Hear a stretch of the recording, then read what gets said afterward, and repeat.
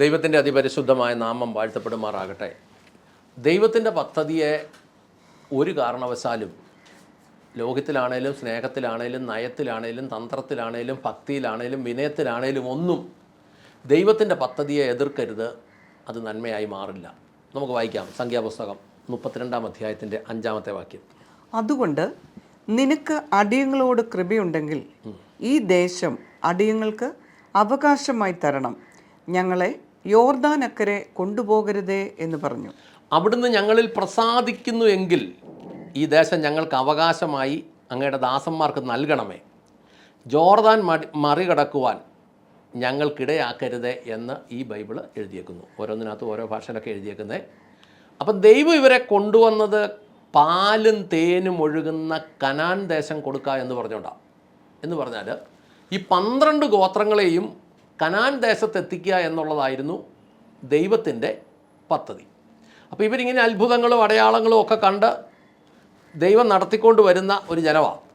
ചെങ്കടൽ പിളർന്നതും ബാക്കിയുള്ള കാര്യങ്ങളും ഒക്കെ ഇവർ കണ്ട് ഇങ്ങനെ വന്ന ഒരു ജനമാണ്. അങ്ങനെ വന്ന ജനത്തിന് ഈ വരുന്ന വഴിക്ക് ധാരാളം മൃഗസമ്പത്തൊക്കെ ഉണ്ടായെന്ന് നമ്മളതിനകത്ത് വായിക്കുന്നു. അതിൻ്റെ 1 മുതൽ 5 വരെ വായിച്ച സംഖ്യാപുസ്തകം 32-ൻ്റെ 1 മുതൽ 5 വരെ. എന്നാൽ രൂബേന്യർക്കും ഗാദ്യർക്കും വളരെയധികം ആടുമാടുകൾ ഉണ്ടായിരുന്നു. അവർ യസേർ ദേശവും ഗിലെയാദ് ദേശവും ആടുമാടുകൾക്ക് കൊള്ളാവുന്ന സ്ഥലം എന്ന് കണ്ടിട്ട് മോശയോടും പുരോഹിതനായ എലയാസാറിനോടും സഭയിലെ പ്രഭുക്കന്മാരോടും സംസാരിച്ചു. അദാരോത്ത്, ദീബോൻ, യസേർ, നിമ്ര, ഹെഷ്ബോൻ, എലയാലെ, സെബാം, നെബോ, ബെയോൻ എന്നിങ്ങനെ യഹോവ ഇസ്രായേൽ സഭയുടെ മുൻപിൽ ജയിച്ചടക്കിയ ദേശം ആടുമാടുകൾക്ക് കൊള്ളാവുന്ന പ്രദേശമാകുന്നു. അടിയങ്ങൾക്ക് ആടുമാടുകളുണ്ട്. അതുകൊണ്ട് നിനക്ക് അടിയങ്ങളോട് കൃപയുണ്ടെങ്കിൽ ഈ ദേശം അടിയങ്ങൾക്ക് അവകാശമായി തരണം, ഞങ്ങളെ യോർദാനക്കരെ കൊണ്ടുപോകരുതേ എന്ന് പറഞ്ഞു. അതായത് നമ്മളിതിൻ്റെ മൊത്തം ചരിത്രം പഠിക്കുമ്പോൾ സംഭവം ഇത്രേ ഉള്ളൂ. 12 ഗോത്രത്തിനെ പാലും തേനും ഒഴുകുന്ന കനാൻ ദേശത്തേക്ക് കൊണ്ടേയാക്കാം എന്നും പറഞ്ഞാൽ ദൈവം കൊണ്ടുവരുന്നത്. പക്ഷേ ഇങ്ങോട്ട് വന്ന് കണ്ടമാനം ആടുമാടും ഒക്കെ ആയി പണമൊക്കെ ആയി കഴിഞ്ഞപ്പം ഈ യോർദാൻ്റെ അക്കരെ കടക്കുന്നില്ല, ഞങ്ങളിവിടെ കൂടിക്കോളാം എന്ന് 2 പേര് വളരെ ഭയഭക്തി ബഹുമാനത്തോടെ പറഞ്ഞു. അങ്ങേക്ക് ഞങ്ങളോട് പ്രസാദം ഉണ്ടെങ്കിൽ ഞങ്ങൾക്ക് ഈ ദേശം തന്നേക്കണം, ഞങ്ങളിവിടെ കൂടിക്കോളാം എന്ന് പറഞ്ഞു. അപ്പോൾ ശരിക്കും പറഞ്ഞു കഴിഞ്ഞാൽ അവർ വളരെ ഭക്തിയോടുകൂടിയൊക്കെയാണ് പറഞ്ഞെങ്കിലും അവർ ദൈവത്തിൻ്റെ പദ്ധതിയെ സത്യത്തിൽ എതിർക്കുകയാണ് ചെയ്തത്. ഇന്നത്തെ സഭയുടെ പ്രശ്നവും ഇതൊക്കെ തന്നെയാണ്. അല്ലെങ്കിൽ ഇന്നത്തെ ദൈവം നടത്തുന്ന സഭ അല്ലെങ്കിൽ ദൈവം നടത്തുന്ന ജനം എന്ന് പറയുന്ന ഇന്നത്തെ സഭയിലുള്ള ജനത്തിൻ്റെ പ്രശ്നം ഇതൊക്കെ തന്നെയാണ്. ഒരു സമയം വരുമ്പോൾ ഒന്നുകിൽ സ്ത്രീ, അല്ലേ പണം, അല്ലേ ബിസിനസ്, അല്ലേ ആടുമാട്, ഇതിലേതെങ്കിലും ഒന്ന്. ഇപ്പോൾ ആടുമാടൊന്നുമില്ല, ബിസിനസ്സും വാഹനങ്ങളും ഒക്കെയാണ് പകരം. ഈ ആടുമാടിന് പകരം വാഹനങ്ങളും ഒക്കെ നോക്കാം. ഇതിൽ ഈ സ്ത്രീയോ പണമോ ബിസിനസ്സോ വാഹനങ്ങളോ സംവിധാനങ്ങളോ അല്ലെങ്കിൽ സുഖമോ ഇതിലേതെങ്കിലും ഒന്നിനകത്ത് പെട്ടിട്ട് കനാൻ ദേശത്തേക്ക് ഉള്ള പ്രവേശനം തടസ്സപ്പെടും. നിങ്ങൾ ഇന്നത്തെ സഭകളിലോട്ടൊക്കെ ഒന്ന് നോക്കിക്കേ. പ്രത്യേകിച്ച് ഈ ന്യൂജൻ സഭകളിലെയൊക്കെ ശുശ്രൂഷകർ തുടക്കത്തിൽ അവർ പൊതുവെ നല്ല ആളുകളായിരിക്കും. പക്ഷേ അവരുടെ വിവാഹശേഷമാണ് പലരും വീണു പോകുന്നത്. അവരുടെ വിവാഹശേഷം ദൈവഹിതത്തിനകത്തുള്ള ബന്ധങ്ങളല്ലാതെ ഈ പണവും പ്രശസ്തിയും സൗന്ദര്യവും ഒക്കെ നോക്കി അവർ ചില വിവാഹത്തിലേക്ക് ഒക്കെ ഇടപെട്ട് കഴിയുമ്പോൾ അവരുടെ ഈ കനാനിലേക്കുള്ള പ്രയാണം തടസ്സപ്പെടും. അന്ന് അവർക്ക് തടസ്സപ്പെട്ടതുപോലെ ഇവരുടെയും കനാനിലേക്കുള്ള പ്രയാണം തടസ്സപ്പെടും. അപ്പോൾ സ്വാഭാവികമായിട്ട് അത് ഇന്നും നടക്കുന്നുണ്ടത്. ഈ കനാനിലേക്കുള്ള യാത്ര ഒരു മനുഷ്യൻ്റെ ഏതൊരു വിശ്വാസിയുടെയും ജീവിതം എന്ന് പറയുന്നത് ഒരു പുറപ്പാടാണ്. ഈ പുറപ്പാടിൽ കനാൻ ദേശത്തെത്തുന്നത് വരെയാണ് ഈ പ്രയാണം. ഇത് യോർദാൻ ഇക്കരെയോ ചെങ്കടലിന് ഇക്കരെയോ ഒക്കെ തടസ്സപ്പെട്ടു പോകാനുള്ളതല്ല എന്ന് നമ്മൾ മനസ്സിലാക്കണം. ഇപ്പോൾ ദൈവത്തിൻ്റെ പദ്ധതി ഓരോ വ്യക്തികളെ സംബന്ധിച്ചും ഒരു പുറപ്പാടിലൂടെ കനാൻ ദേശത്ത് എത്തിക്കുക എന്നുള്ളത് തന്നെയാണ്.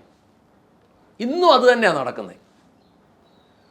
എന്നാൽ ജനം ചെന്നിട്ട് പല സ്ഥലങ്ങളിലും ദൈവവുമായി ചില ഉടമ്പടികളിൽ ഏർപ്പെടുന്നു. എടുക്കാവുന്ന ഉടമ്പടി എന്ന് പറയുന്നത് സങ്കീർത്തനം 50:5 മാത്രമാണ്. വായിച്ചാട്ടെ, സങ്കീർത്തനം 50:5. യാഗം അർപ്പിച്ച് എന്നോട് ഉടമ്പടി ചെയ്തവരായ എന്റെ വിശുദ്ധന്മാരെ എന്റെ അടുക്കൽ കൂട്ടുവിൻ. യാഗം കഴിച്ച് എന്ന് പറഞ്ഞു കഴിഞ്ഞാൽ അതിന് സ്തോത്രയാഗം എന്നാണ് നമ്മൾ മനസ്സിലാക്കുന്നത്.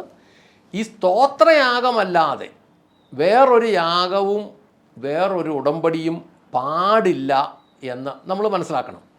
യഥാർത്ഥ ഉടമ്പടി ചെയ്ത് കഴിഞ്ഞാൽ, കർത്താവുമായിട്ടുള്ള ഉടമ്പടിയിൽ ഉറച്ചു കഴിഞ്ഞാൽ ഇവൻ അക്കരെ കടക്കും എന്ന് പറഞ്ഞാൽ ചെങ്കടലും കടന്ന് യോർദാനും കടന്ന് ഇവൻ അക്കരെ കടക്കുമെന്ന് പിശാചിനറിയാം. അതുകൊണ്ട് വിവിധങ്ങളായ കാര്യങ്ങൾ ഇവൻ്റെ മുമ്പിലേക്ക് കൊണ്ടുവരും. പെണ്ണിനെ കൊണ്ടുവരും, പണത്തിനെ കൊണ്ടുവരും, ആടുമാട് കൊണ്ടുവരും, വാഹനങ്ങൾ കൊണ്ടുവരും, ബിസിനസ്സുകൾ കൊണ്ടുവരും. ചിലപ്പോൾ ഇതെല്ലാം കൂടെ ഇറക്കും. അങ്ങനെ പറഞ്ഞു കഴിയുമ്പം ഇവർ പറയുന്നത് വളരെ നൈസായിട്ടായിരിക്കും. ഇനി അതിന് മോശ എന്നാ മറുപടി പറഞ്ഞു നോക്കിയാൽ, സംഖ്യാപുസ്തകം 32-ാം അധ്യായത്തിന് 16 മുതൽ 32-6 മുതൽ 10 വരെ. മോശ ഗാദ്യരോടും രൂബേന്യരോടും പറഞ്ഞത്, നിങ്ങളുടെ സഹോദരന്മാർ യുദ്ധത്തിന് പോകുമ്പോൾ നിങ്ങൾക്ക് ഇവിടെ ഇരിക്കണമെന്നോ യഹോവ ഇസ്രായേൽ മക്കൾക്ക് കൊടുത്തിട്ടുള്ള ദേശത്തേക്ക് അവർ കടക്കാതിരിക്കുവാൻ തക്കവണ്ണം നിങ്ങൾ അവരെ അധൈര്യപ്പെടുത്തുന്നത് എന്തിന്? ദേശത്തെ പരിശോധിക്കേണ്ടതിന് ഞാൻ നിങ്ങളുടെ പിതാക്കന്മാരെ കാദേശ് ബർണയിൽ നിന്ന് അയച്ചപ്പോൾ അവർ ഇങ്ങനെ തന്നെ ചെയ്തു. അവർ എസ്കോൾ താഴ്വരയോളം ചെന്ന് ദേശം കണ്ട ശേഷം യഹോവ ഇസ്രായേൽ മക്കൾക്ക് കൊടുത്തിട്ടുള്ള ദേശത്തേക്ക് പോകാതിരിക്കത്തക്കവണ്ണം അവരെ അധൈര്യപ്പെടുത്തി. അന്ന് യഹോവയുടെ കോപം ജ്വലിച്ചു. അവൻ സത്യം ചെയ്ത് കൽപ്പിച്ചത്, മിസ്രയീമിൽ നിന്ന് പുറപ്പെട്ടവരിൽ 20 വയസ്സും അതിലധികവും പ്രായമുള്ള ആരും അവർ എന്നോട് പൂർണ്ണമായി പറ്റി നിൽക്കാത്തതുകൊണ്ട് ഞാൻ അബ്രഹാമിനോടും ഇസഹാക്കിനോടും യാക്കോബിനോടും സത്യം ചെയ്ത ദേശം കാണുകയില്ല. എന്നാൽ കെനിസ്യനായ യെഫുന്നെയുടെ മകൻ കാലേബും നൂൻ്റെ മകൻ യോശുവയും യഹോവയോട് പൂർണ്ണമായും പറ്റി നിന്നതുകൊണ്ട് അവർ മാത്രം ആ ദേശം കാണും. മതി. അപ്പോൾ നമ്മളതിൻ്റെ ഇതിനു മുമ്പുമൊക്കെയും ഇസ്രായേൽ ജനം ഇങ്ങനത്തെ പണി കാണിച്ചിട്ടുണ്ട് ഓരോ പിതാക്കന്മാരുടെ കാലഘട്ടത്തിൽ എന്നാണ് നമ്മൾ മനസ്സിലാക്കുന്നത്. ഇസ്രായേലിൻ്റെ ദൈവം അവർക്ക് നൽകിയ ദേശത്തേക്ക് പോകുന്നതിൽ നിങ്ങൾ നിരുത്സാഹപ്പെടുത്തുന്നത് എന്ത്? ഇത് തന്നെയാണ് നിങ്ങളുടെ പിതാക്കന്മാരെ ഞാൻ കാദേശ് ബന്യയിൽ നിന്നും ദേശം നോക്കുവാൻ വിട്ടപ്പോൾ അവരും ചെയ്തത്. എസ്കോൽ താഴ്വരയിലേക്ക് അവർ കയറിപ്പോയി ദേശം നിരീക്ഷിച്ചതിന് ശേഷം യഹോവ ഇസ്രായേലിയർക്ക് നൽകിയ ദേശത്ത് കടക്കുന്നതിൽ നിന്നും അവർ നിരുത്സാഹപ്പെടുത്തി എന്നാണ് നമ്മളിവിടെ കിടക്കുന്നത്. അപ്പോൾ ഇതിനു മുമ്പും ഇവരുടെ പിതാക്കന്മാർ ഈ സൈസ് പണിയൊക്കെ കാണിച്ചിട്ടുണ്ട് എന്നാണ് നമ്മൾ മനസ്സിലാക്കുന്നത്. അത് പിന്നെയും ഈ സംഖ്യാപുസ്തകം 32-ാം അധ്യായത്തിലേക്ക് വന്നു കഴിഞ്ഞപ്പം വീണ്ടും ഈ പണി തന്നെ കാണിച്ചു. അത് ഇങ്ങോട്ട് പോന്നു നോക്കുമ്പോൾ ഇന്നത്തെ കാലത്തും ഇത് തന്നെയാണ്. ഇനി അതിൻ്റെ 32-16 മുതൽ 22 വരെ ഒന്ന് വായിച്ചേ. അപ്പോൾ അവർ അടുത്ത് എന്ന് പറഞ്ഞത്, ഞങ്ങൾ ഇവിടെ ഞങ്ങളുടെ ആടുമാടുകൾക്ക് തൊഴുത്തുകളും ഞങ്ങളുടെ കുഞ്ഞുങ്ങൾക്ക് പട്ടണങ്ങളും പണിയട്ടെ. എങ്കിലും ഇസ്രായേൽ മക്കളെ അവരുടെ സ്ഥലത്ത് കൊണ്ടുചെന്നാക്കുന്നതുവരെ ഞങ്ങൾ യുദ്ധസന്നദ്ധരായി അവർക്ക് മുൻപായി നടക്കും. ഞങ്ങളുടെ കുഞ്ഞുങ്ങളോ ദേശത്തിലെ നിവാസികൾ നിമിത്തം ഉറപ്പുള്ള പട്ടണങ്ങളിൽ പാർക്കട്ടെ. ഇസ്രായേൽ മക്കളിൽ ഓരോരുത്തരും അവനവൻ്റെ അവകാശം കൈവശമാക്കുന്നതുവരെ ഞങ്ങൾ ഞങ്ങളുടെ വീടുകളിലേക്ക് മടങ്ങിപ്പോരുകയില്ല. യോർദാൻ അക്കരെയും അതിനപ്പുറവും ഞങ്ങൾ അവരോടുകൂടെ അവകാശം വാങ്ങുകയില്ല. കിഴക്ക് യോർദാൻ ഇക്കരെ ഞങ്ങൾക്ക് അവകാശം ഉണ്ടല്ലോ.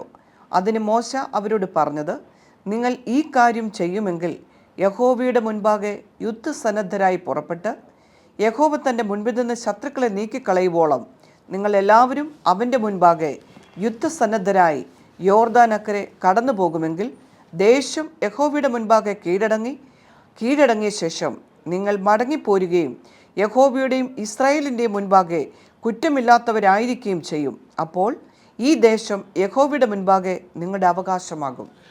അതായത് ഇതിൻ്റെ പ്രശ്നം എന്താണെന്ന് ചോദിച്ചു കഴിഞ്ഞാൽ, ഇവർ പറഞ്ഞത് ഞങ്ങളൊരു കാര്യം ചെയ്യാം, ഞങ്ങൾ ഇവിടെ കെട്ടിടമൊക്കെ പണിത് ഞങ്ങളുടെ ആടുമാടുകളെയൊക്കെ ഇവിടെ ആക്കാം, ഞങ്ങൾ അങ്ങോട്ട് ഇച്ചിരി കയറി യുദ്ധത്തിനൊക്കെ കൂടാം എന്നാണ് പറഞ്ഞത്. ഇത് തന്നെയാണ് സത്യത്തിൽ ഇന്നത്തെ സഭകളിൽ നടക്കുന്നത്. ദൈവത്തിൻ്റെ പദ്ധതിക്ക് ഒത്തിരി പുറകിൽ ഒരു സ്ഥലത്ത് വന്ന് അവിടെ അങ്ങ് ബിസിനസ്സും ഒക്കെ ആയി, വാഹനങ്ങളും ഒക്കെ ആയി, അവിടെ അങ്ങ് ടെൻ്റ് അടിക്കും.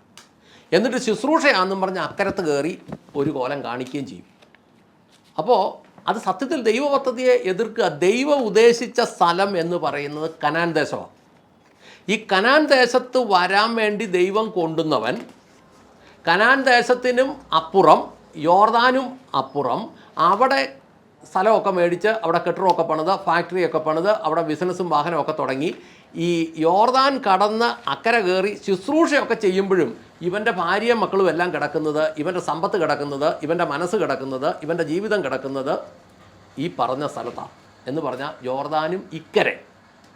അങ്ങനെ വരുമ്പോൾ തൽക്കാലം കുഴപ്പമില്ല എന്ന് പറഞ്ഞാൽ പോലും തലമുറകൾക്കപ്പുറം അത് ചങ്ങലയിൽ ബന്ധിക്കുന്ന അവസ്ഥയിലേക്കായി പോകും എന്നാണ് നമുക്കിത് മനസ്സിലാകുന്ന കാര്യം. പറഞ്ഞാൽ ഇവരിവിടെ സെറ്റപ്പായി കഴിഞ്ഞപ്പം ഇവർ ഭക്തിയുടെ പരിവേഷത്തോടുകൂടിയൊക്കെയാണ് ചോദിച്ചെങ്കിലും അവസാനം മോശ അനുവദിച്ചു. ദൈവത്തിനകത്ത് അപ്രീതി ഉണ്ടായിരുന്നു. ദൈവത്തിൻ്റെ പദ്ധതി അതല്ലായിരുന്നു. അതുകൊണ്ട് എന്നെ ശ്രമിക്കുന്ന ഓരോരുത്തരോടും ഞാൻ പറയട്ടെ, ഇടയ്ക്ക് സെറ്റപ്പാക്കി അവിടെ തങ്ങാനല്ല ദൈവം ഒരുത്തനെ ഒരു പുറപ്പാട് അവസ്ഥയിലൂടെ നടത്തിക്കൊണ്ട് വരുന്നത്. ദൈവത്തിൻ്റെ പദ്ധതിയുടെ സ്ഥലത്ത്, അത് കനാൻ ദേശം തന്നെയാണ്, അവിടം വരെ കൊണ്ടുവരാൻ വേണ്ടിയിട്ടാണ് ദൈവം ഒരുത്തനെ ഇറക്കിക്കൊണ്ടുവരുന്നത്. അങ്ങനെയാണെങ്കിൽ പ്രാർത്ഥിക്കാം. സ്വർഗസ്ഥനായ ഞങ്ങളുടെ നല്ല പിതാവേ, ഞങ്ങളുടെ കർത്താവായ യേശു ക്രിസ്തുവേ, പരിശുദ്ധാത്മാവായി ഞങ്ങളുടെ നല്ല ദൈവമേ, നല്ല ദിവസത്തിനായി, നല്ല വചനത്തിനായി, നല്ല സാഹചര്യങ്ങൾക്കായി നന്ദി പറഞ്ഞ് പ്രാർത്ഥിക്കുന്നു. എൻ്റെ കർത്താവേ, ഞങ്ങളുടേതായ ഐഡിയകൾ, രീതികൾ, സാഹചര്യങ്ങൾ പറഞ്ഞ് കർത്താവെ, ഞങ്ങൾ ദൈവത്തിൻ്റെ പദ്ധതിയുടെ സ്ഥലത്തെത്താതെ ഞങ്ങളുടെ ഇഷ്ടത്തിന് ഒരു സ്ഥലത്ത് ഉറയ്ക്കാൻ തീരുമാനിക്കുന്നെങ്കിൽ എന്നെയും കേൾക്കുന്നവരെയും കർത്താവെ കനാൻ ദേശത്തേക്ക് അങ്ങ് നടത്തണമേ. രൂപേന്യർക്കും ഗാദ്യർക്കും ഒന്നും പറ്റിയതുപോലെ ഞങ്ങൾക്ക് പറ്റാൻ ദൈവം അനുവദിക്കരുതേ.